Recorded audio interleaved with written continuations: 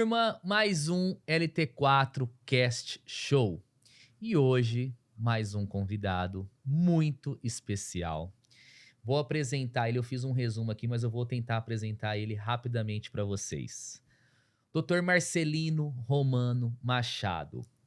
Convidado especial com uma trajetória política e jornalística fantástica, advogado de profissão, impressionante. Ele nasceu em Ribeirão Preto, formou-se em jornalismo em São Paulo e acumula mais de 40 anos de carreira política.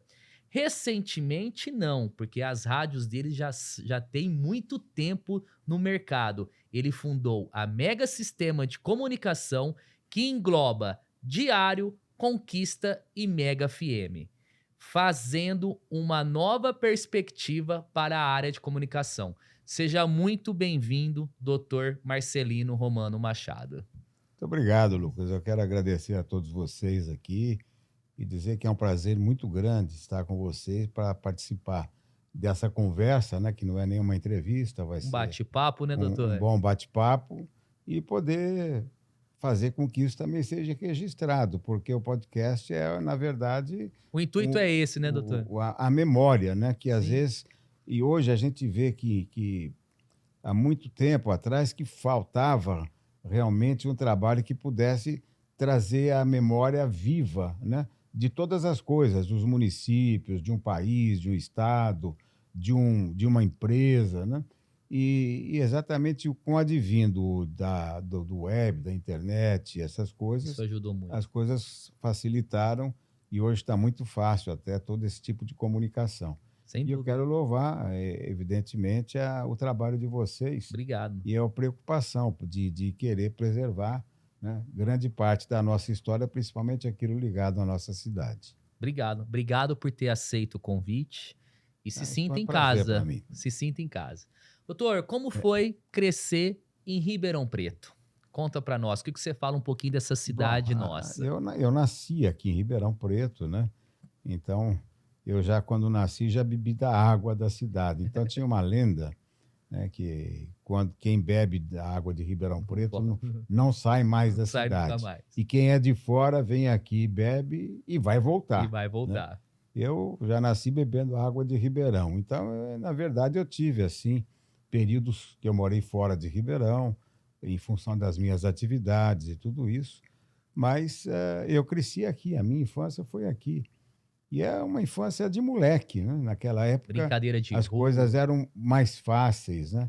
Por exemplo, eu com 8 anos de idade andava sozinho nas ruas. Eu morava ali na rua Américo Brasilense, quase Américo esquina da Brasilense. Marconde Salgado, e ia para a Praça 15 a pé sozinho. Sem problema nenhum. Só à noite que eu tinha horário para chegar, eram 9 horas da noite. Pô, tarde pra Com caramba. 8 anos, 9 Pô. anos, a turma... E tinha uma meninadinha que ficava ali, tudo. Era brincadeiras boas. Tinha escola de manhã, né? E o resto A ficava batendo tarefa, perna. a tarefa da escola, que era à tarde, a gente fazia, e louco para sair Pra ir logo, pra rua. para ir para rua jogar futebol. A gente jogava futebol na rua. É isso aí. Né? E Hoje quando não tem mais isso, né, E quando doutor? não tinha um terrenozinho assim perto, que a gente pegava, arrumava lá um pessoal para limpar, fazia aquela Faz um roçada no campinho. terreno, fazia um campinho de futebol. É isso aí. Só que hoje não tem mais isso aí. Né? Infelizmente. E depois a gente tinha a época dos clubes e tudo, o crescimento. Aí eu fui estudar fora de Ribeirão, depois pela atividade política também acabei ficando muito tempo fora, mas sempre indo e voltando, né? E sempre passando, pelo menos, a maioria dos fins de semana aqui em Ribeirão e na região. Doutor, você é advogado de formação. Sou advogado de formação. E jornalista de coração. Jornalista pelo registro, né, que eu tenho, meus registros de jornalista, no Ministério do Trabalho. Eu não fiz faculdade de jornalismo, porque não era obrigado na época do meu registro a fazer. Só quem entrasse na profissão posteriormente a uma data que foi fixada, isso na década de 1960, faz tempo, né? Aí então tinha que ter o diploma universitário, mas também isso já foi abolido. Não tem mais, hoje o jornalista vive e exerce a profissão livremente. Entendi. Doutor, quando que o Marcelino Romano Machado começou na área política? Quando que o senhor se envolveu com a política e quando que foi esse casamento que o senhor iniciou aí?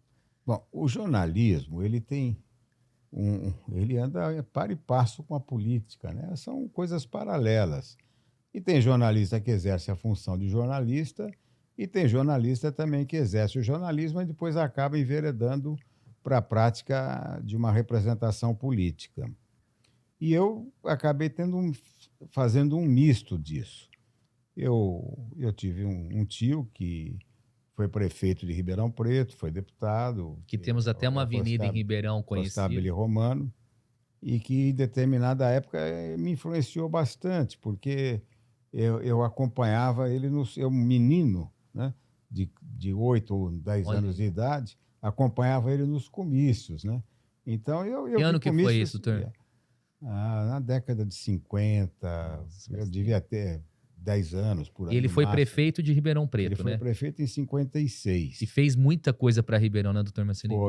Ele foi tido, na verdade, ele foi um prefeito que trabalhou mesmo para as classes mais populares de Ribeirão e para as classes trabalhadoras. Eu tenho um livro agora que está sendo terminado sobre ele, e exatamente com vários depoimentos Que sobre isso, legal. né? E são coisas muito importantes, porque Tem que deixar registrado, né? naquela época ele trazia muita coisa para Ribeirão.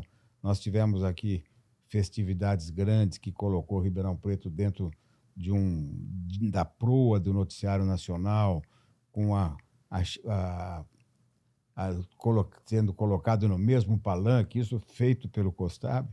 O Jânio Quadros e o Juscelino Kubitschek no mesmo Caramba. dia, num palanque de festividade, e os dois não se conversavam. Um era presidente da República e o outro era governador do estado, né? Não conversava. Não se conversavam. Eram adversários políticos, mas com uma briga acirrada que teve na época. E depois, no fim, os dois ficaram juntos ali. E foi uma matéria a nível nacional, porque, Imagina. né, só que não tinha uma facilidade de comunicação Como como tem tem hoje, hoje, né? né? Mas tudo isso a gente tem documentado, tem as coisas que foram feitas Hospital das dentro do Clínicas, ele ajudou muito, né? Hospital das Clínicas, a Faculdade de Farmácia e Odontologia que veio aqui pela USP, a própria Faculdade de Medicina, É, ajudou né? muito. A criação de um da própria Universidade de São Paulo, dentro daqui do campus, né? Na época ele era o prefeito. Enfim, e depois como deputado também, ele conseguiu algumas coisas nesse sentido. Que legal. O senhor Isso vai acabou, registrar isso agora. Vai isso ter um vai livro. ter um livro sobre isso. Que legal. Isso acabou me influenciando muito. Quando saí, ficava gostando, né, da política, aquele contato, assistindo comícios. E naquela época eu não precisava nem fazer shows, nada disso. Vai ter um comício em tal lugar. Já Tuf. ia todo mundo. E o local para fazer comício aqui em Ribeirão era na Praça Schmidt, Onde que é a ali Praça Schmidt? onde era a antiga estação ferroviária de Ribeirão Preto, que hoje é a rodoviária. Sim, lá Hoje é a embaixo. rodoviária lá embaixo, na Baixada. Era a Praça Francisco, acho que Francisco E Schmidt. era tudo lá os comícios. Eram todos lá os comícios, porque era o ponto mais central, né, Sim, da cidade. O pessoal vinha dos Campos Elíseos, da parte do verdade. centro, da Vila Seixas, da Vila Virgínia, da Vila Tibério, que estava ali na boca Na da boca. entrada. Enfim, Ribeirão não era tão grande, então era muito fácil concentrar. E quando tinha o comício, não tinha comício com show, não. O comício Era só falar era mesmo. comício que vai. Aí começavam a falar, e teve comícios aqui, eu me lembro de menino, eu assisti alguns dele, inclusive vi o Jânio Quadros no palanque Nossa junto com o Senhora. Costabile, não nessas festividades, na campanha Sim. política dele, né? O próprio Carvalho Pinto, e eu era menino, gostava daquilo. E quando eu chegava em casa, tinha uma bengala, né, que era lá de enfeite da minha mãe. Eu pegava a bengala, punha, encostava na Ficava parede, e a bengala era o meu microfone. E aí eu começava a Olha fazer o isso. comício, lembrando o que tinha sido feito, né, o que tinha sido falado. E isso aí era uma forma assim gostosa de lembrar. E a infância, então, eu comecei a entrar dentro do processo político já naquela época, né? E aí depois veio o jornalismo, né, na veia, né? porque eu participei, era menininho, tinha o Jornal O Diário, né? E o Jornal O Diário, eu fui na inauguração dele, em 1954, Quantos anos 55. tem o Jornal Diário hoje? Não, hoje ele teria, hoje não tem Teria mais, porque os jornais escritos já acabado praticamente, né, tudo, mas muito acabaram.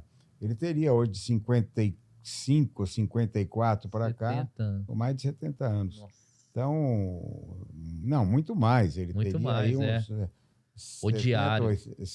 uns 90 anos, mais Quando que, 80 quando anos. que acabou o jornal? Você lembra, doutor? O O ano? jornal acabou. 90, não foi Não, acho 90. que ele foi deteriorando, É, porque mas resistiu ele durante acho que faz uns 3 anos que parou de circular, mais ou menos. Mas já não estava mais na minha Sim. propriedade, não era mais meu.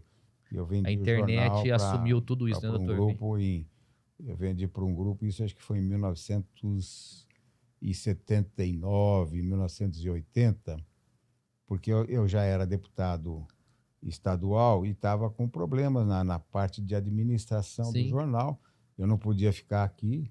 E jornal tem uma coisa, ele tem, naquela época principalmente, hoje não, você delega muito, mas naquela época ele tinha que ser administrado pelos donos e pelas famílias, né? Você tinha, por exemplo, o Estadão, que era administrado pela família Mesquita, Estadão. a Folha de São Paulo pela família Frias, o Globo pela família Marinho, né? E assim, vários jornais por esse Brasil afora, eram grupos familiares. E eu não tinha, então Tempo para comecei isso. não, tinha até, mas que não se interessavam, né? Uhum. Pela questão do jornal. E aí eu acabei vendendo, né, para um pessoal, para um grupo que ficou com ele até o final. Como todos, né, que estavam aqui na época, sucumbiram pela internet, pela web, né? O caso do próprio jornal A Cidade, que era um grande jornal de grande tiragem, de um grande jornalista, que era o seu Orestes Lopes de Sim. Camargo, o próprio Jornal Diário da Manhã, né, que também era de um grande outro jornalista, que é Antônio Machado Santana, que hoje é nome de uma rodovia aqui em Ribeirão Preto, e eu que dei o nome, como quando era deputado. Né? Que legal. E tem outro Jornal Diário de Notícias, que era da Cúria, que era vinculado à igreja. Tinha o Celso Ibsen de Silos, que era um bom jornal, era um padre Celso. E depois outros mais. Enfim, eu não quero ficar... porque eu vou acabar E sendo injusto, cometendo injustiças. Mas era uma época boa, né? E o jornal era respeitado. Eles formavam opinião, porque era um tipo de jornalismo também diferente do que é hoje. Não, o jornalismo era muito imparcial. E eu sempre dizia para o meu pessoal da redação, olha, a notícia tem dois lados, né? Vocês podem publicar o que quiserem, né? Criticam, façam o que quiser, mas ouçam os dois lados. Sem os dois lados, a notícia não vai ser publicada. E realmente eu tinha os redatores lá, e o redator-chefe, que tinha essa ordem em mim. Ó, quando tiver uma matéria crítica, mas só um lado estiver falando, você manda o jornalista que fez ir buscar o outro lado, a opinião do outro lado para publicar. Não publica para não ser injusto de um lado então, eu acho que era um jornalismo bem parcial que a gente fazia aqui em Ribeirão Preto. Eu falo isso para os meninos aqui embaixo, meu. Eu falo para eles, ó, gente, a moeda tem dois lados. Escuta os dois lados da moeda, não leva o primeiro, né? Porque você acaba sendo injusto. Doutor, hoje vocês têm três rádios, as três se comunicam, que é a Conquista, a Mega e a Diário. É a Diário. Quantos anos tem as rádios, doutor? A Mega e a Conquista e a Diário são de 1980, 42 anos. Nossa Senhora. E a Mega de do ano 2000. A Mega é a caçulinha, tem 22 anos. E o Mega Sistema a gente tinha estúdio de gravação, produção, mas só de comerciais em áudio, nunca em vídeo. E elas estão bem, as rádios estão, né, dentro de um processo São de muito grande bem audiência.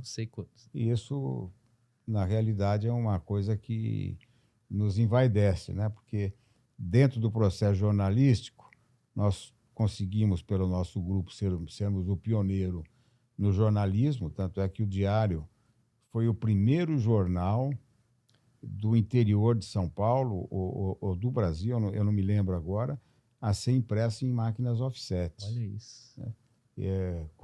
Quando a gente, isso na década de 70, a impressão era em chumbo, eles Sim. chamavam impressão quente, né? Porque tinha que compor em linotipo, que era chumbo, montar as páginas. Olha o trabalho que página, dava. você tinha que fazer a paginação do jornal, tudo manual, aquilo era uma Ritual. loucura para fazer, né? E as impressoras eram também impressoras que eram a que eles chamavam impressão a quente, porque ela passava direto no chumbo e no clichê, quando era uma fotografia também, e isso com uma lentidão, né? Uma máquina impressora, uma rotoplana, que é o que a gente tinha.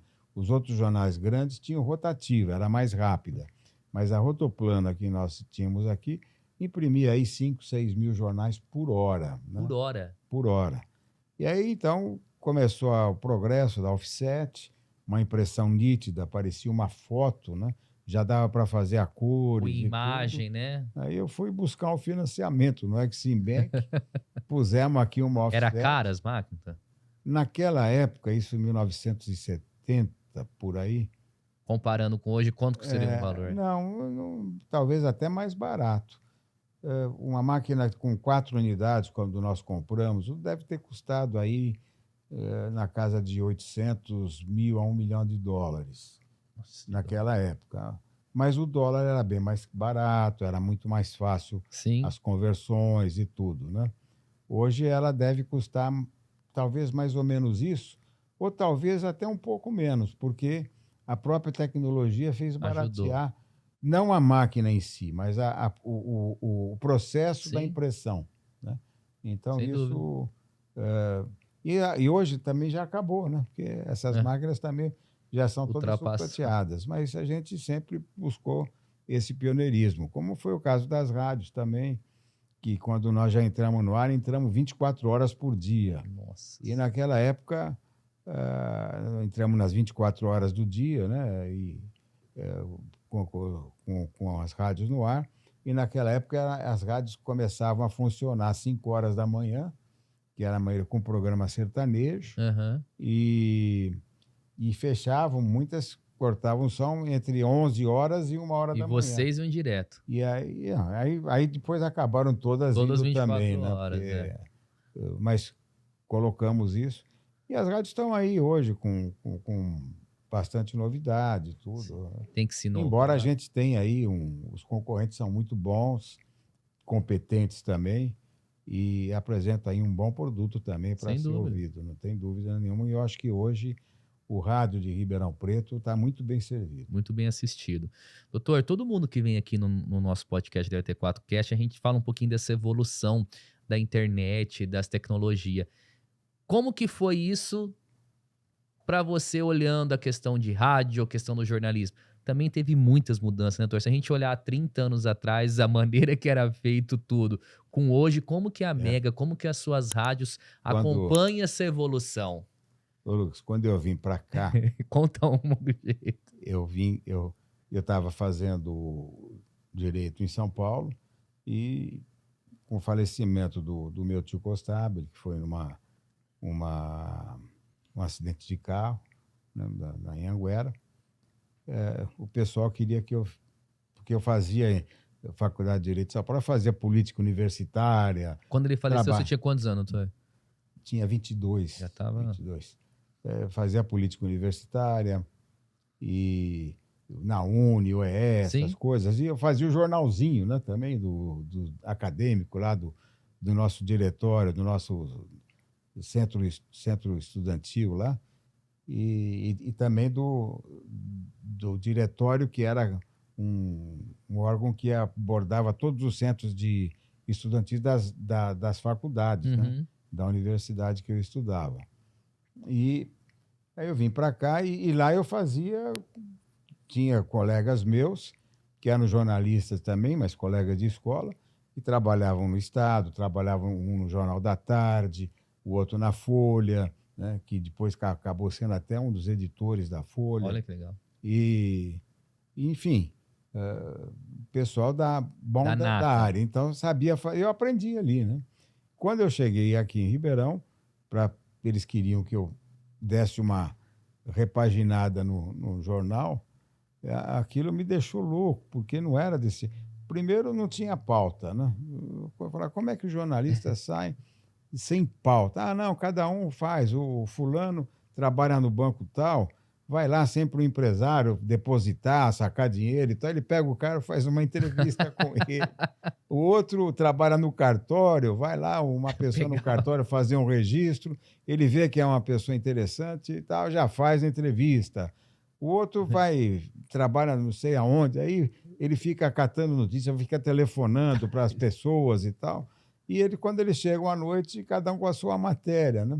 Falei, mas espera um pouquinho, e as matérias principais, né? Porque isso tudo deve ser variedade, não, Sim. você não tem uma pauta, porque tem coisas que estão acontecendo, não, eles falam sobre isso e tal.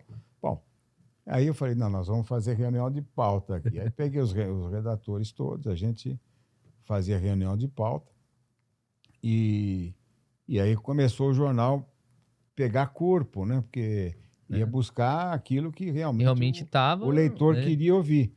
E, bom, mas mesmo assim o jornal não tinha uma apresentação gráfica bonita, né? Porque não era diagramado. Sim. Quando chegava lá o paginador às 9 horas da noite para pegar as matérias compostas, Chegava às 9 da noite, ele soltava pro dia seguinte, doutor Marcelo.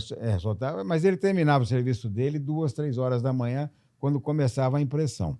Nossa. Ele pegava aquilo, como ele não tinha um boneco do jornal, um plano, né, Ele ia para pondo. fazer a paginação, ele punha a página aberta, que era uma rama, né, Aham. cercada assim, vazada, para você colocar A a impressão. composição de chumbo dentro dela. Ele ia lá, pegava os anúncios que tinha, ele pegava a relação e ia distribuir nas Mas páginas. da maneira É. aleatória. Aí, pelo número de anúncios que ele tinha, ele falava: bom, amanhã, o paginador, amanhã nós vamos fazer um jornal de 12 páginas. Então, era ele que Ele decidia, que não era? decidia. Aí ele Nossa, punha o jornal você tá lá brincando. nas 12 páginas, punha 12 ramas, né? Ia lá e colocava os anúncios, distribuía nas 12 páginas e deixava os espaços para colocar a matéria. Só que aí ele pegava um barbantinho e media assim com o barbantinho o buraco que tinha, lá o espaço que Pra tinha, saber o tanto de qual matéria. é o tamanho daquela matéria. Aí ele Tá pegava brincando. com aquilo e ia andando para não perder o tamanho, e ele ia numa prateleira onde tinha as matérias E compostas. media. Aí ele media qual cabia naquele Você tá espaço brincando. e colocava lá. Aí nós falamos, bom, o jornal vai ser diagramado, porque você não pode escolher a página que. Então, e vamos definir. Primeira página é Sim. só a chamada, para poder fazer com que o Olha aí. leitor abra o jornal Fala para assim, eu ler, vou ler ler o o jornal miolo inteiro, também, né? né? É. E as páginas, nós vamos. A página 2, vamos fazer uma página de artigos, editoriais, a página 3, uma página local, a página 4 também, a página 5, uma regional, a página 6 e assim, Foi uma dividindo. internacional e nacional, porque eu disse para o pessoal, olha, não adianta, todo mundo aqui em Ribeirão, a gente tinha uma pesquisa que todo leitor de jornal, ele lia pelo menos um jornal da cidade e um jornal de São Paulo. Então, eu falei, não adianta a gente competir com os jornais de São Paulo para dar detalhes em matérias nacionais e internacionais. Vamos dar o Ok. resumo, pelo menos para a pessoa, para o Sa- leitor ficar sabendo. E vamos nos ater para as matérias locais Da nossa e para região. as matérias regionais, né? E foi o que fez. E aí começou a pegar Olha isso. força o jornal, porque ele começou a noticiar mais a cidade, né? O que tinha, tudo, e a região também. E as coisas foram bem, o jornal passou a ser mais vibrante, e aí você entra dentro do processo político, o político já não. Ele era pautado, olha, você vai, hoje vai ter isso na Câmara, a Prefeitura está lançando isso, a Associação Comercial está lançando um programa disso, e assim, né? Olha, vai chegar em Ribeirão e essas coisas. E aí o jornal passou a viver a comunidade, coisa que não Como fazia, é que né? não E existia? aí nós começamos, aí demos corpo. E eu estava, é lógico que eu tinha outras intenções também de fazer com que o jornal prosperasse mais, e achei que só o pessoal de Ribeirão, eles eram competentes, Mas não esforçados e ia tal, dar. mas precisava ter uma iluminação de alguém que pudesse vir aqui para poder ensinar um pouco mais. Uhum, Porque sem dúvida. eu tinha a minha limitação, né? E com isso eu contratei 2 jornalistas, porque é uma coincidência. Eu estava pensando nisso e apareceu um amigo meu, chamado João Dib, e para falar comigo lá no jornal. E eu fui, a hora que eu vi, eu falei, ele estava acompanhado de uma pessoa, eu falei, eu já conheço essa pessoa. Aí o João falou, olha, vim aqui porque eu estou aqui com o meu amigo, esse é o Zé Hamilton Ribeiro. Nossa, E o Zé Hamilton Ribeiro, na época, era um jornalista famoso, era nossa. aquele que tinha, era da editora Abril, quando tinha a Sim, revista Veja, a revista Realidade, no renomadíssimo. UAU. É. Aí, e o João, ele quer vir, ele está aqui comigo, veio passear, ele é de Santa Rosa do Viterbo, a família, ele está passando uns dias, ele quis conhecer um jornal. Aí eu disse para, o João falou para É. mim, eu disse para ele, olha, o melhor de Ribeirão É. é o Diário. Mas eu falei, ô João, você está exagerando, não é assim, tem tantos bons. Aí, e aí o Zé foi lá então, e na brincadeira, depois conversando, eu falei, olha, eu estou precisando de um jornalista, você não quer vir trabalhar aqui, Você não? falou pra ele. Para o Zé Hamilton. Aham. Aí o Zé Hamilton disse, eu tô bem lá na Abril, não tem nada, mas você sabe que eu sempre tive uma intenção de morar pelo menos um período no interior. Nossa, E Ribeirão seria uma cidade boa para mim, né? casou. Então, tá bom, olha, tá, você pensa nisso, mas não achei que o negócio fosse tão rápido. E ele, passado uma semana, o João foi lá falar comigo, disse, Marcelino, Uma semana depois? é uma semana, né? Você está com aquela intenção mesmo? Eu falei, tô, não tem dúvida, né? Mas quanto vai custar isso, né? Aí ele falou, não, ele está querendo passar um ano, 1 ano e meio, 2 anos fora, ele está muito cansado, ele teve aquele problema da cobertura que ele fez no Vietnã e isso deixou ele um pouco incomodado e tal. Aí ele queria um descanso, só nada, então ele está Vem pra pensando cá. em vir para Ribeirão. Aí eu falei, tudo bem, na próxima vez que ele vier, né, aqui você traz, aqui a gente acerta, veja o que pode fazer, né? Se eu tenho bala para isso, Pra ainda poder brinquei. bancar no espadrão. Aí, passado também mais uns 15, 20 dias, ele me ligou e disse, olha, o João está vindo para cá, ele vai passar o fim de semana em Santa Rosa, alguma coisa, E vem pra cá. e vem falar com você. Eu falei, tá bom. Aí ele foi, e o Zé, e disse, olha, eu gostaria, mas eu não posso vir sozinho, porque eu tenho uma parte da minha Equipe. experiência que é uma experiência de diversificada, Sim, sem né? dúvida. E é o que eu preciso implantar aqui. E se eu implantar com a equipe que está aqui, eu não sei se vai dar resultado, né? Aí eu falei, bom, quem é? São 3 ou 4 jornalistas que eu preciso trazer comigo. Ele trouxe, galera. Aí ele trouxe um centro que era, na época, um jornalista famoso, na época chamava Sérgio de Souza, que também era lá da... Mas ele foi pouco conhecido de nome, mas era muito bom. Trabalhava na Abril com ele. Abriu. E era editor de uma revista chamada Bondinho, na época, que era uma revista assim que circulava muito nos meios universitários e tudo. E tinha uma coisa assim, uma apresentação gráfica, visual muito Bem boa. legal. E com muita matéria boa, né? E trouxe um ilustrador, que também era para fazer o jornal ficar bonito, né? Bem paginado, bem apresentado, tudo, e um diagramador, e mais um repórter. Aí, no final, a gente acabou fazendo, Trouxe o a jornal equipe ficou espetacular, Deu aquele up. que chegou até dar matéria de jornais em São Paulo, Olha isso. do que o Jornal Diário em Ribeirão Preto estava fazendo. E ali foi montada uma equipe, né? Nós tivemos ali grandes jornalistas que Passaram saíram. por ali. Não, saíram e que ainda fazem sucesso. Nós tivemos ali o Nelson Araújo, que hoje é Olha. Globo, começou ali conosco. A irmã dele, também a mesma coisa. A Rosana Zaidan, que foi editora do jornal Cidade por muito tempo. Olha que legal. O próprio irmão dela, né? O Rubens, né? Trabalhou conosco um período que O Rubens chegou a ser apresentador do Jornal Nacional, É, né? Isso há muito tempo atrás, sim. mas naquela época, o Rubens, nós tivemos o Sombreiro, que a gente chamava ele de Sombreiro, mas era o João, eu não me lembro agora sobre o João, ele foi editor do jornal A Cidade depois de muito Olha tempo, isso, que né? legal. E Saiu tudo daqui. isso tudo daqui, a parte de esportes, olha, tinha tanta gente boa Que legal. que formou uma equipe e uma escola de jornalismo. E acabou sendo aí E o jornal começou, dali para frente, Fluir. ele ficou emplacado como um jornal. Nós ampliamos pela região, criamos um jornalzinho na região chamado Popular, que era encartado, a gente vendia as assinaturas nas cidades, por exemplo, fazia o Popular Sertãozinho, Sim. Popular Jabuticabal, Popular Tudo Orlândia. direcionado para E todos eles saíam uma vez por semana, eram semanários. Mas eles eram encartados no jornal O Diário. Uhum. Então, você em Orlândia comprava a assinatura do jornal O Diário, ou então do Popular de Orlândia, e recebia todo dia o jornal O Diário, e nas quartas-feiras, nas terças-feiras, sei lá o dia que saía, recebia o Popular, que era o Popular da cidade dele encartado.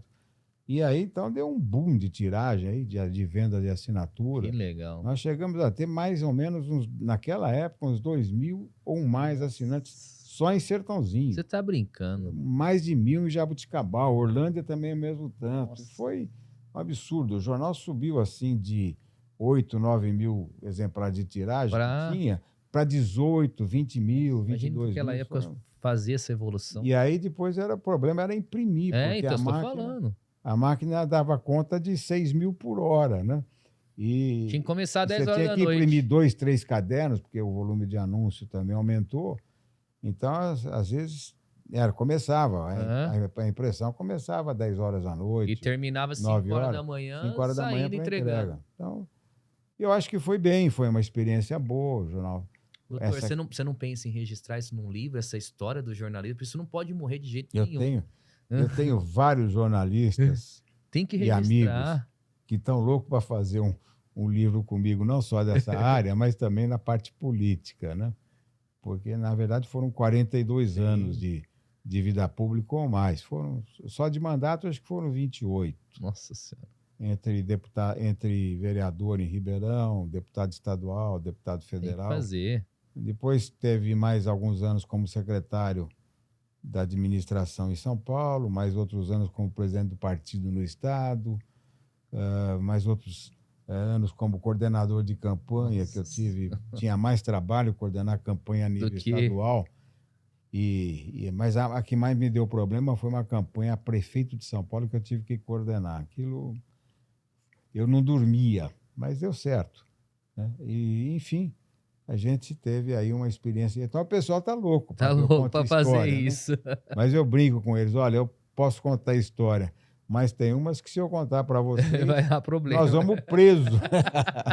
Vai todo mundo puxar lindó. Doutor, temos que registrar isso. Com o tempo, eu acho que nós temos que registrar isso, porque isso não pode morrer, concorda? Não, eu estou pensando em registrar, mas eu já estava, como eu disse agora antes, preciso saber exatamente para que parte que nós vamos partir, né? Se é para o Marcelino jornalista, se é para o Marcelino político, né? Enfim, e também como chefe de família, né? Que eu, graças a Deus, constituí uma família muito boa. Bonita, grande. E que me deu muita alegria, todos eles. Meus 5 filhos, os netos, que hoje são 12, né? Embora eu tenha um filho que eu perdi, mas eu conto como 5. E tenho uma neta também, que eu perdi, mas eu conto como 12. Tem que contar. Então são... E fora isso, os que estão aí comigo, a Lília e todos, que sempre me deram muito apoio em tudo. Sem eles não conseguimos chegar em lugar nenhum, né, doutor? Com certeza. Doutor, uma curiosidade minha, eu vou chegar nessa parte de família, tem umas perguntas aqui que eu preciso saber. Mas só para pegar um gancho. Política. Quando a gente fala de política, doutor Marcelino, a gente é muito complicado a gente chegar na questão de política. E naquela época que você foi deputado, que você fez parte disso, eu queria que você fizesse um simples relato das principais dificuldades e das coisas que o doutor conseguiu fazer, que você conseguiu fazer, doutor Marcelino, que falou assim, nossa, que gratificante ter conseguido ter feito tal coisa.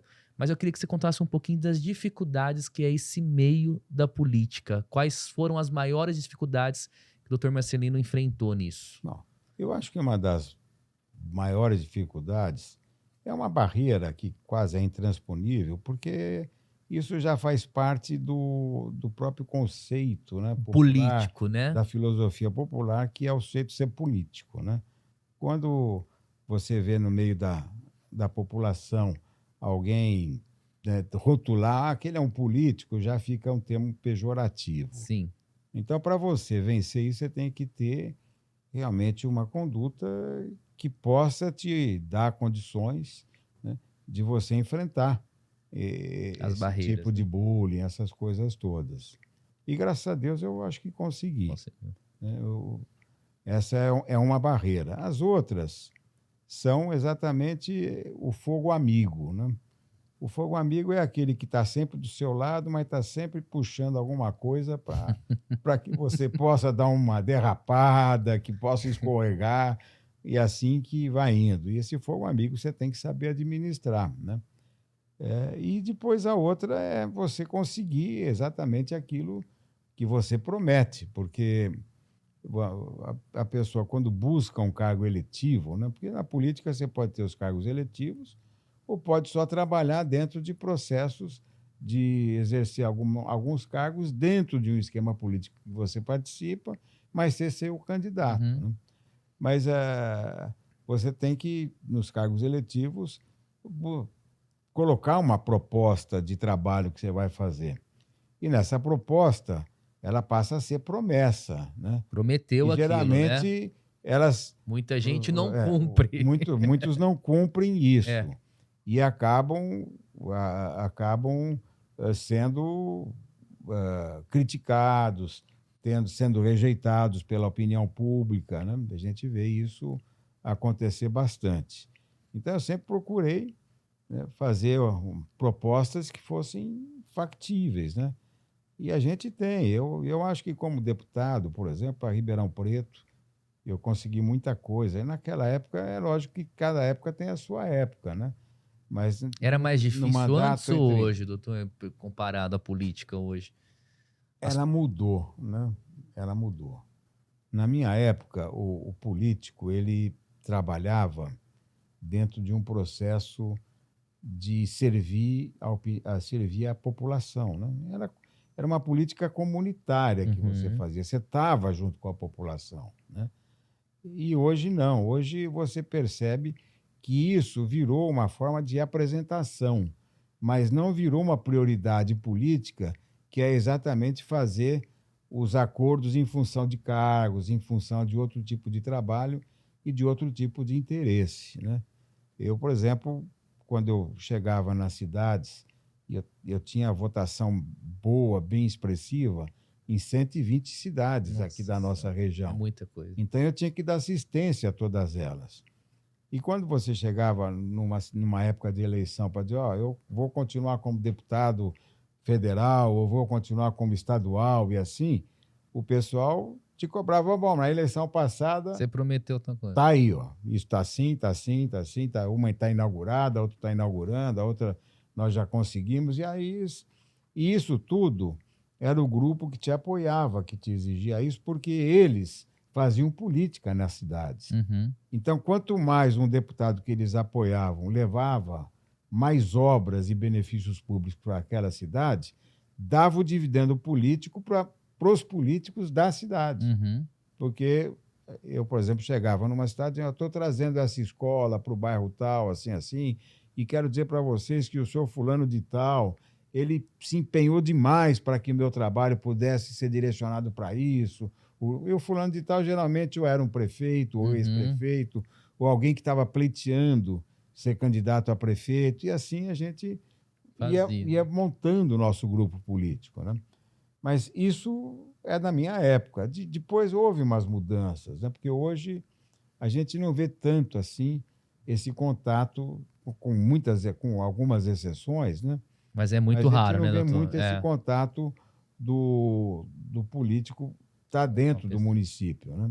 Eles estão mais dentro de um processo mais de grupos, né? São mais interesses de grupos e tudo.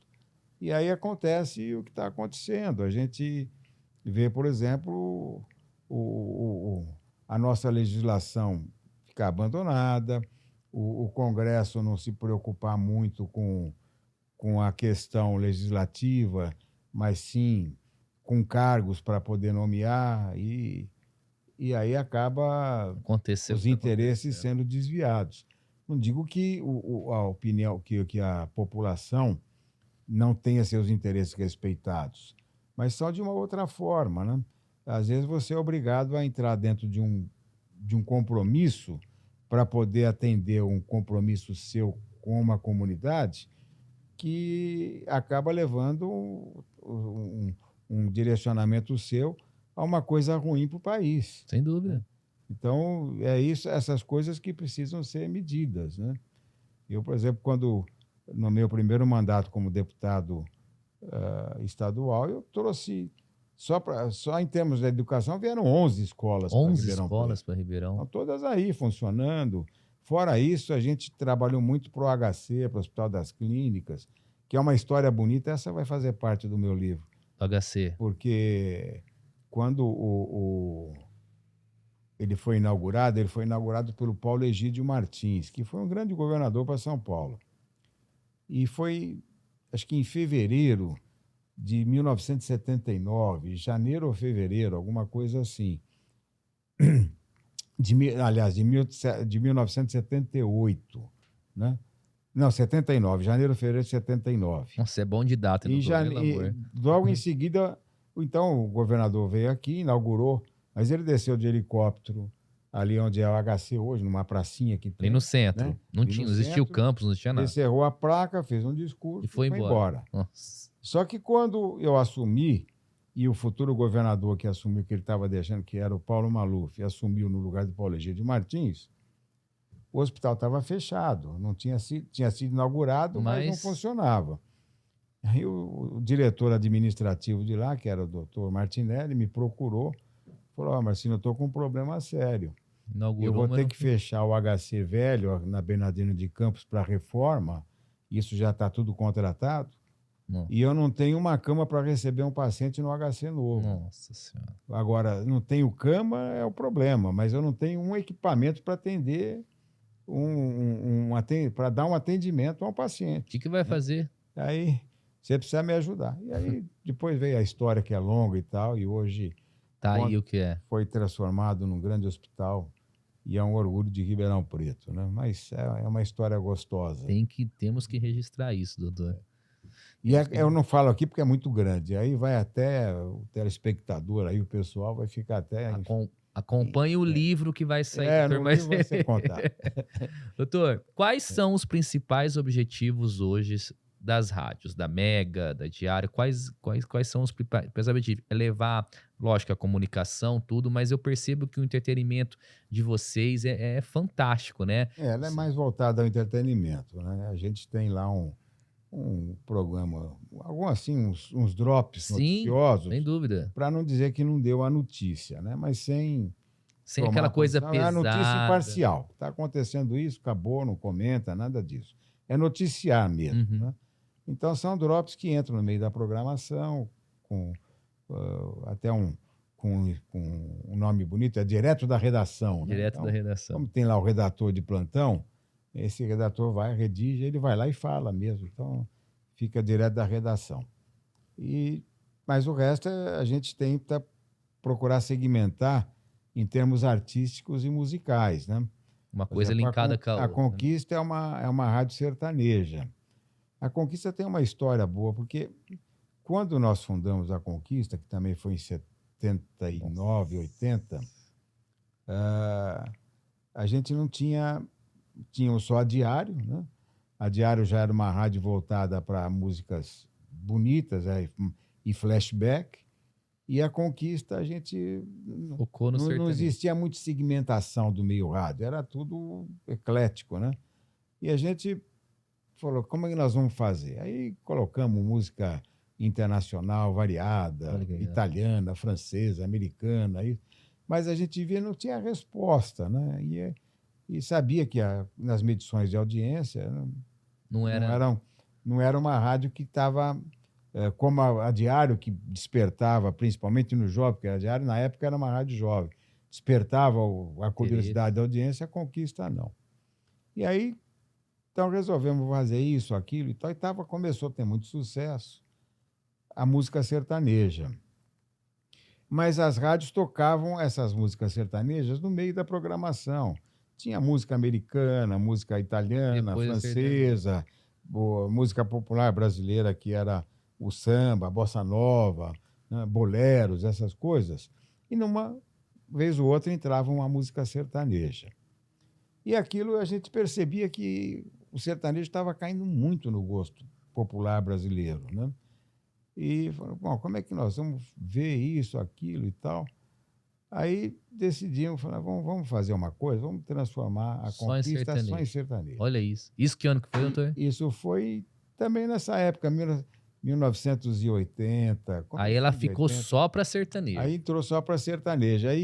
E todo mundo dizia, mas como só sertaneja? Pô, eu falei, olha, aí eu me lembro que numa reunião, eu não sei quem falou, que disse o seguinte, olha, o problema da música sertaneja, para o povo é a mesma coisa. O sujeito come mortadela e tem vergonha de... Falou que comeu mortadela. Falou que comeu sanduíche de presunto. Então, a sertaneja, o cara ouve música sertaneja e tem não- vergonha de falar dizer que tá gosta de escutando. sertanejo. Vamos tocar isso aí. Aí resolvemos virar uma programação nas 24 horas de música E foi um sertaneja. sucesso. Mas foi um sucesso. Na primeira pesquisa que veio, ela estava com 35% de audiência, contra 18%, Olha 17% da segunda. Então, aquilo foi, né, e aqui pegou. E a Conquista passou a ser, e isso com os dados, a primeira rádio a tocar música sertaneja nas 24 horas da Olha sua isso. programação. Porque as que tocavam sertaneja, Era só no meio lá. tocavam Uma ou duas. uma, 2 músicas a cada 3 horas, 4 horas. Vocês era direto. E nós colocamos direto. E aí nós começamos a receber visitas direto dos cantores, das duplas sertanejas. Que vinham pra cá. Que naquela época, hoje não, hoje quem faz o meio de campo do artista sertanejo e de todos os outros também, com as rádios, são o pessoal, são funcionários especializados para isso. Sim. Né? E são divulgadores. Eles, naquela época, não, eles não tinham isso. Então, vira e mexe, batia na porta aí o Zezé. Você tá brincando. Bom, mas e muito. E outros tantos, né? Que vinham. E outros que moravam na região aqui, como o Jean Giovanni, Que o legal. Rio Negro e Solimões. Daqui de Franca. Que são daqui, a turma de Ribeirão De mesmo. Ribeirão, João Bosco e Vini, tem vários. Aqui o pessoal de Sertãozinho tinha também uma dupla boa. Que legal. E aí o pessoal vinha aqui, tem do Lucas e Luan, Sim. né, além do João Bosco e Vinícius. Essa turma de Ribeirão também. E aquilo esparramou que você vinha, às vezes, de São Paulo para visitar a rádio para poder divulgar a sua programação. Né? E tinha muitos artistas que moravam em Goiânia. Então, no caminho de Goiânia a São Paulo, o ônibus parava em Ribeirão Preto. Eles faziam aquela parada, dormiam aqui para ficar na Conquista. Que legal.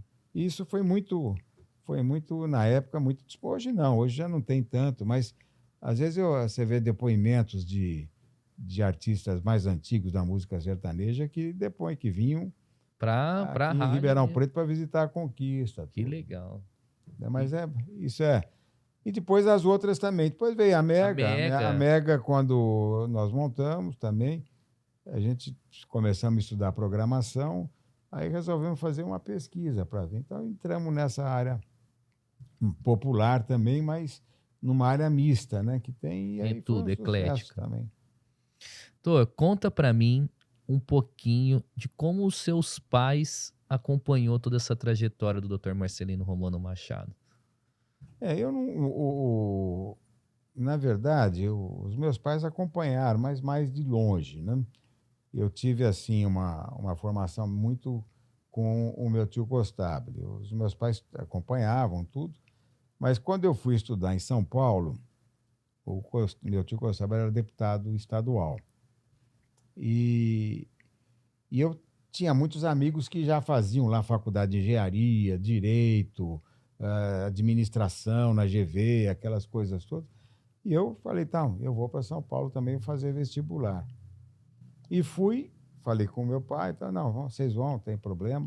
Eu fui e acabei matriculando no cursinho e estava vendo já tinha lá um apartamento que uns amigos meus moravam ali na rua Dona Veridiana, né, no bairro de Santa Cecília. E eu ia morar por ali com um deles. Mas quando eu estava vendo isso, o meu tio veio e falou, não, você vai morar em casa, né? Aí Então vai. ele brincou, você está querendo ficar sozinho aí no Flauteado? Não, vai morar lá, porque lá nós vamos ver se você vai estudar mesmo. Olha que legal. E foi, aí acabei indo para Pegando lá DNA. e no final acabei ficando, quando ele faleceu, eu continuei com a minha tia, Sim. para não ficar sozinho, né? E aí a carreira foi indo, né? Me elegi vereador em Ribeirão, depois fui reeleito, depois fui presidente da Câmara, deputado estadual, federal, secretário de Estado, essas coisas, e aí deu... Doutor, hoje você não exerce mais nenhum cargo na política? Não, hoje não. Eu sou, até para não dizer que eu não... Um conselheiro do seu partido? Eu sou do Diretório Nacional dos Progressistas e sou também do Diretório Estadual e da Executiva dos Progressistas em São Paulo, né, estadual, da qual fui presidente também durante 4 anos no Estado.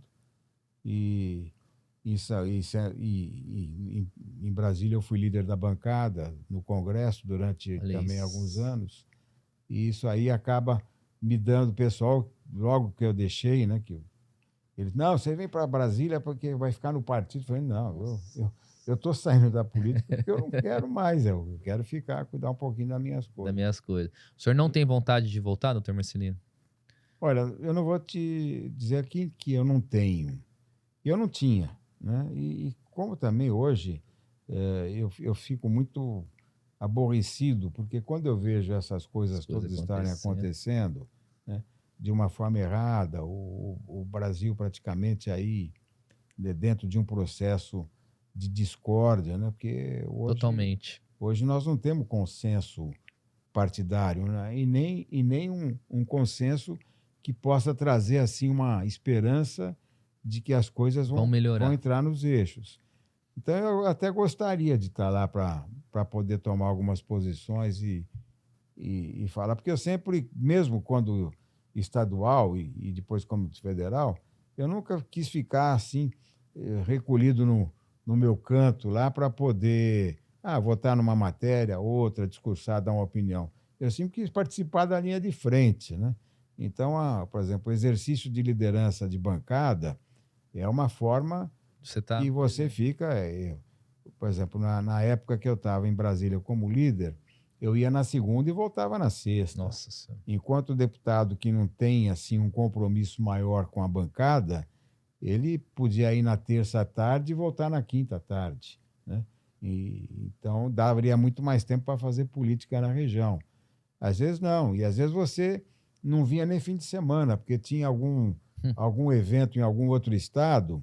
Nem vinha para Ribeirão. E naquela época era engraçado, era mudando, né? Porque para um deputado, por exemplo, do Maranhão, do Piauí, desses lugares mais distantes, ele levar lá na comunidade dele um deputado colega, mas que era líder do partido dele na Câmara, você via às vezes a entrevista dele na televisão, essas coisas, era para ele um prestígio, né? E às vezes você tinha que atender convites de deputados da sua bancada que te tirava até fim de semana aqui para poder ir da sua cidade e da região também para poder ir. Isso acontecia muito em campanha política. Sem dúvida. Né? Chegava lá um deputado e dizia, olha, eu vou fazer um comício na minha cidade. Vem. Né? Vem, eu queria que você fosse lá para dar o testemunho do meu trabalho, né, e tal. você tinha que ir, né? Não tem tinha jeito, né? Tem que era, estar junto, né, doutor? era uma representação partidária que você tinha uma responsabilidade com relação a isso.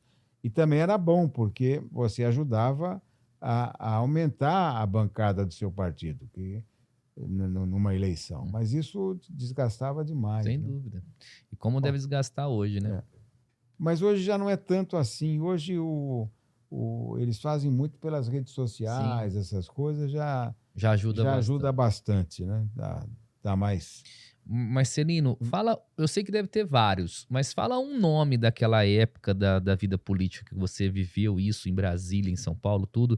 Que você fala, cara, esse cara aqui é um cara que tinha que estar na ativa hoje, Aí que ajuda. Tem, é tem muitos, um ou né? dois nomes que você, Eu tinha muitos colegas que que, de você uma viu o certa forma, eu trabalho. chamava de professor, né?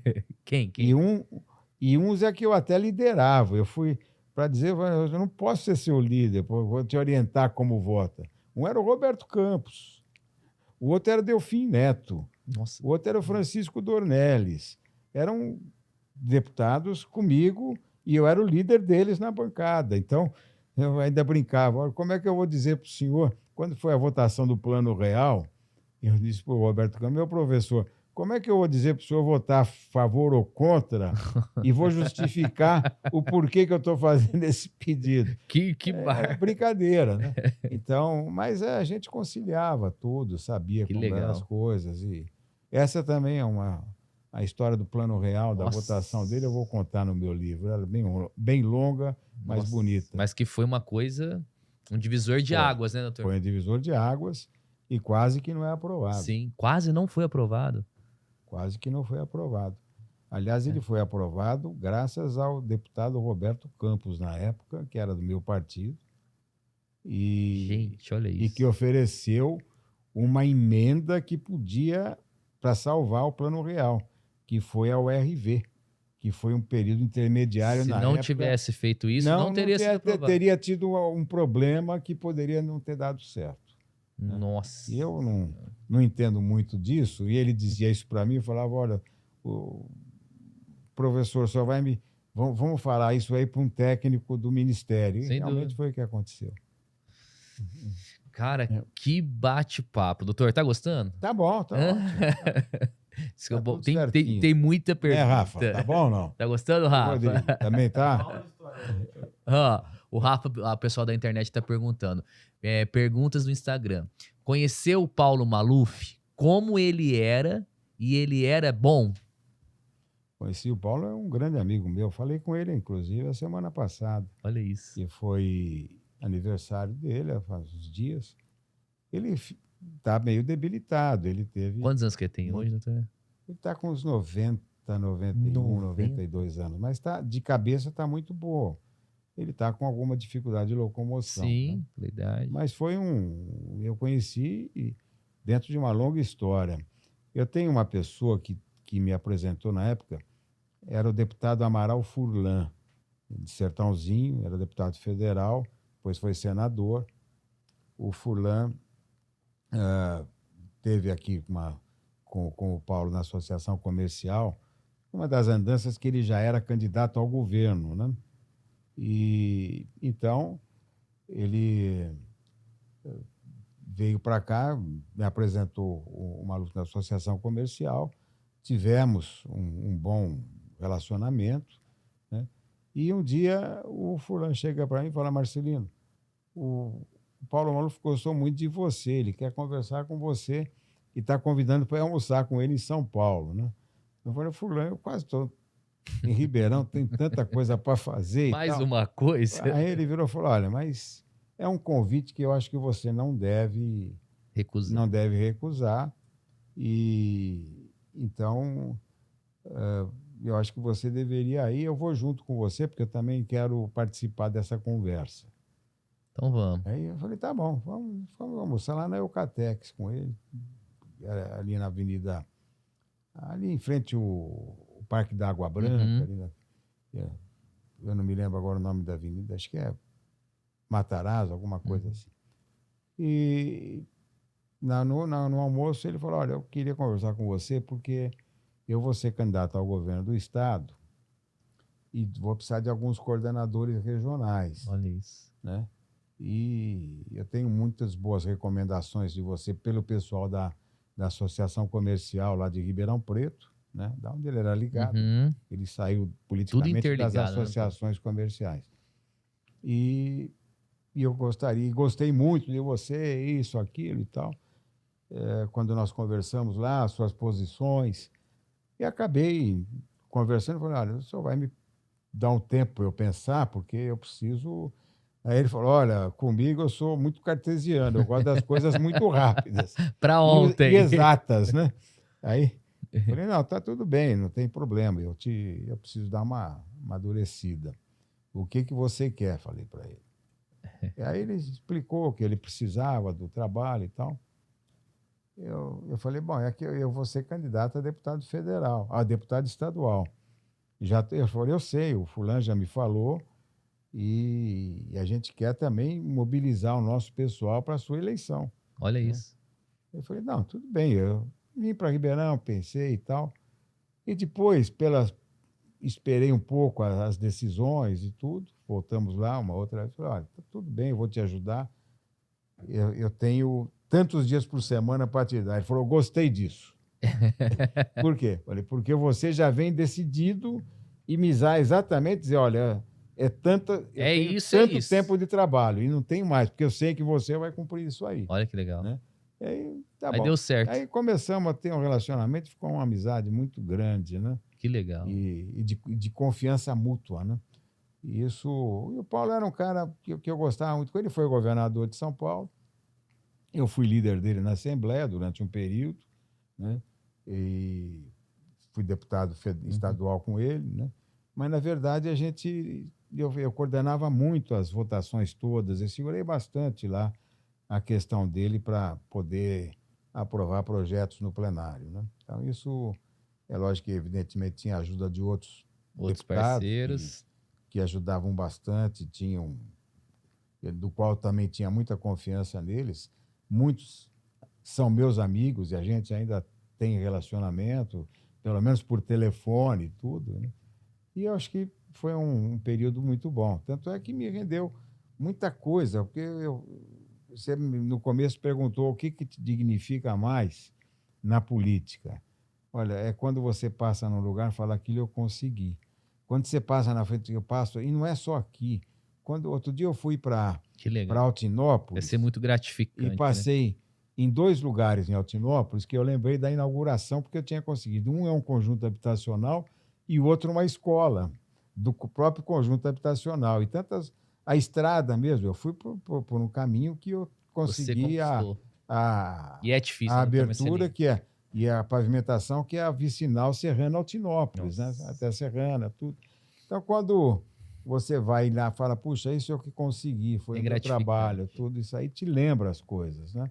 E assim é na região inteira, que não tem uma cidade que eu não tenha... Eu falo uma cidade... Tem uma estrada, que é a Estrada Cunha Bueno, que ela começa em São Simão, ali no traçado que sai na Anhanguera, passa pela prainha. Ela chama Chafi Jorge ali. E depois da Anhanguera para frente, até o final Jabuticabal, ela chama Estrada Cunha Bueno. Essa estrada foi cômica e gostosa você fazer ela inteirinha, porque aos poucos ela foi sendo feita, no fim já estava pronta. Olha, né? Isso. Em 4 anos. Isso foi muito gratificante. Porque toda vez que eu passo lá, eu lembro do trabalho que nós fizemos, né? E assim, várias outras coisas vicinais na região, escolas, e centros de saúde, hospitais, mini-hospitais. O legado foi bom. Eu acho que, dentro desses anos todos que eu exerci os meus mandatos, como diz o caboclo, né? Você saiu no lucro, né? Mas eu acho que quem lucrou bastante foram as cidades que eu representei. As pessoas, né? Sem dúvida. E que isso aí, eu tenho toda a relação, porque eu sou bem Caxias, esse negócio, então está tudo bem organizadinho. Que legal. Eu ia te perguntar do legado, já está aí, está respondido. Doutor, muito gratificante, que bate-papo gostoso. Assim, histórias que eu estou aqui só acompanhando, porque é interessante, é o que o senhor falou. É legal do podcast é isso, às vezes a gente dá essa ênfase na trajetória da pessoa, de falar um pouquinho das diferenças, das dificuldades que todo mundo passa na vida. Então é muito gratificante ter essas histórias, o senhor ter contado pra gente.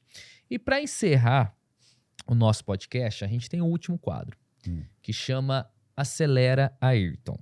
Até mesmo para dar uma ênfase no nosso negócio, no meu negócio, que é negócio de veículo. A gente se conhece da época da BMW. Então, como que funciona esse quadro? Nós vamos fazer algumas perguntas. Isso eu tenho que falar o que vier na cabeça, bate pronto. Isso é complicado. Pode ser? Você está exigindo muito dos 80 anos aqui. Mas vamos lá. Roda a vinheta, Rodrigão.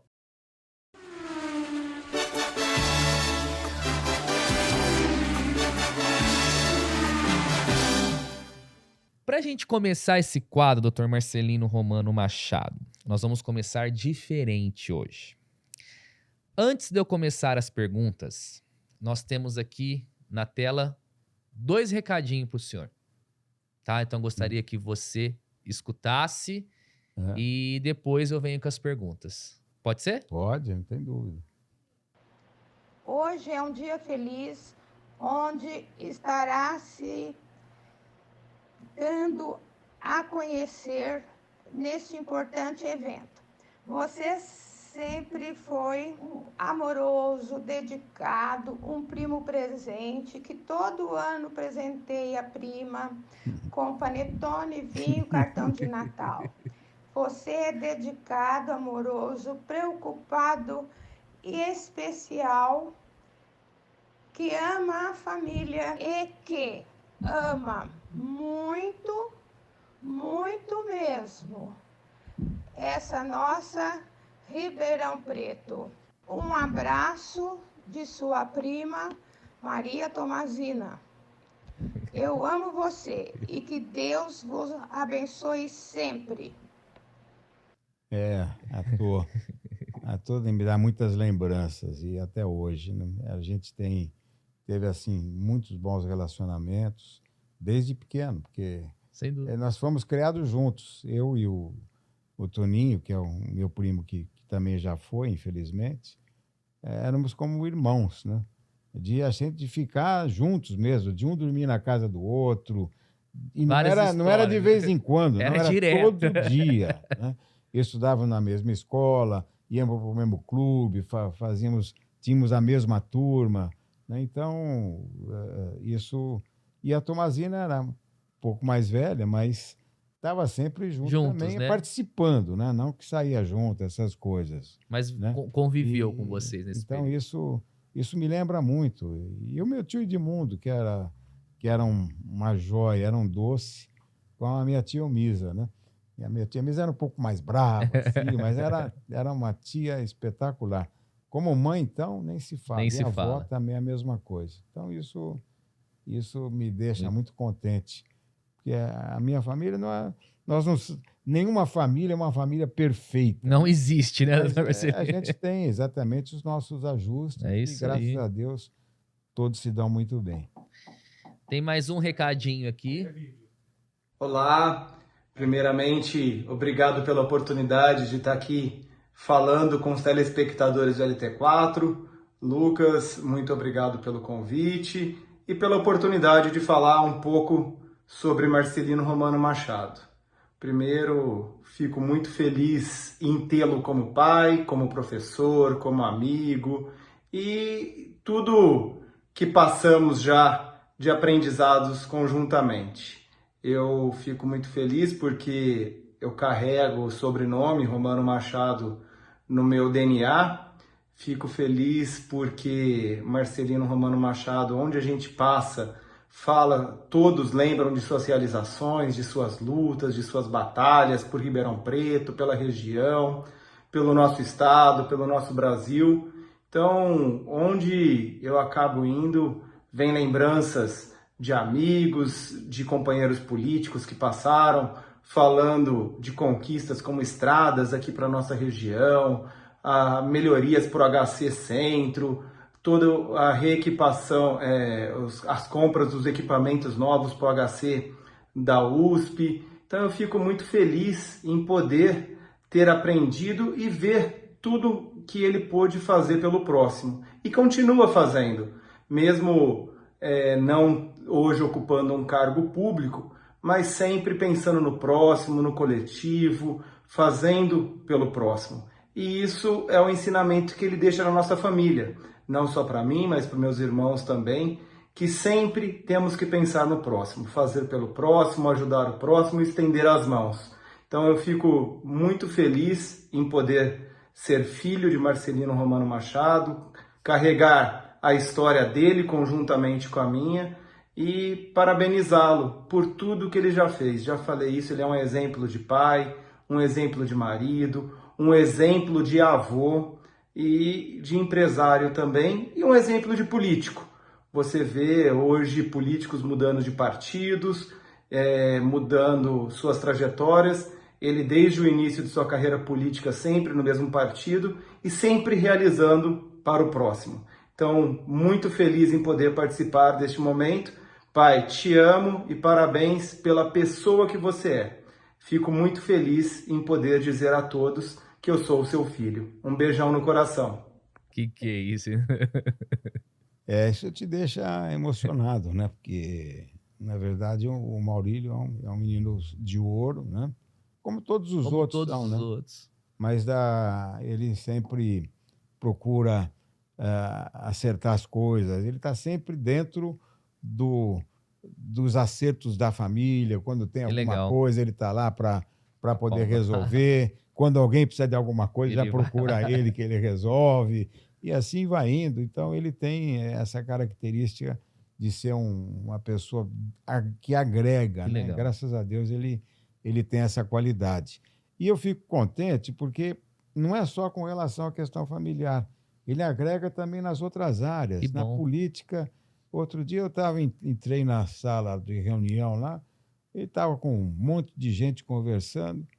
O que é? Não, esse é o prefeito de Porto Ferreira, esse é o prefeito de não sei de onde, prefeito de Dumont. Você nem sabia. Não, eu já estou fora da política faz tempo, mas devia ter uns 15 ali, todos os políticos da região, devia ter uns, eu não me lembro aqui, mas com certeza devia ter também algum vereador ou de Ribeirão. Então, isso, ele Legal. mesmo, assim, ele arruma tempo para tudo, né? E isso é muito gratificante, como todos os outros também, né? Cada um tem sua característica, né, Antônio? Não tem dúvida. Vou fazer algumas perguntinhas. Jornalismo é A verdade minha profissão, é ótima. fonte de inspiração, Em vários setores. Política, né? Família e também na parte empresarial. um sonho, Um sonho é ver o Brasil se suplantar perante as outras nações e ser uma boa nação, principalmente para a sua população. família pra você é Tudo. o que sua mãe significa pra você? Carinho, amor e realmente amizade. Qual é o legado que Marcelino Romano Machado quer deixar, doutor? O legado do bem. A gente sempre é ligado ao bem e gostaria que a população toda, não só Ribeirão Preto, São Paulo, Brasil, mas que houvesse hoje um entendimento maior entre todos. A última. Sucesso e felicidade é aquilo que todos deveriam ter. Falou tudo, falou pouco e falou tudo. Posso fazer a última pergunta? Pode. Eu sei que deve ter várias. Se o senhor pudesse dar um abraço e um beijo e uma pessoa que não está mais entre nós, quem seria, doutor? Seria vários, né? Um filho, uma neta e alguns familiares meus, tios, avós, né? Que realmente me deixam saudade. Que Primos. com certeza estão muito orgulhosos da sua trajetória, de tudo isso, né? Doutor Marcelino, muito obrigado, de coração. Espero que você tenha gostado do nosso bate-papo. Muito gratificante em ter conhecido o senhor lá atrás, na época que eu vendia BMW, e conseguido trazer hoje o senhor para um projeto nosso, que é essa questão de levar para as pessoas essa parte de empreendedorismo, a história de vida das pessoas. Então é muito gratificante ter um Marcelino Romano Machado nessa trajetória e nesse início desse projeto. Então, assim, é muito gratificante mesmo. Muito obrigado por ter aceito o convite. Espero que o senhor tenha gostado muito. E as portas estão sempre abertas para o senhor aqui. Eu é que agradeço você ter me dado essa oportunidade, né, de lembrar um pouquinho dos nossos tempos, né, de infância, juventude, depois de profissional, de início de carreira e tudo. E agora lembrando das coisas boas, né, que a gente passou. Sem dúvida. E o importante que eu acho que é muito bom é que quando a gente olha para trás, a gente só vê coisas boas, né? Trabalho, realização, carinho, amizade, fé, né? Fé a gente tem que ter bastante. E principalmente a fé no nosso chefe lá em cima, né? Eu tenho as minhas orações diárias, né? Eu e a Lília todo dia de manhã fazemos a nossa oração juntos, à noite também a mesma coisa, e isso é uma coisa que conforta bastante. E poder dar exemplo, eu gostaria que o exemplo que a gente desse para os nossos netos e para os nossos filhos e para os amigos, para todos, fosse exatamente um exemplo que fosse voltado principalmente para as causas sociais e o trabalho em favor do bem, né? Eu acho que hoje a gente pode estar precisando de muita coisa, mas se olhar para trás, tem gente que precisa de mais. Sem dúvida. Então, como a gente tem aquilo que ele precisa, vamos ajudar Vamos ele a ajudar. ter também. É isso. E hoje em dia estamos precisando de exemplos bons. Cada vez mais raro a gente ter exemplos bons, né, doutor? O mundo mudou muito, né? As É. coisas mudam, né? Mas quem sabe um dia isso volta. Vai voltar. Tá? Doutor, É a fé. é a fé. Muito obrigado. Turma, esse foi mais um LT4 Cast Show. Tchau.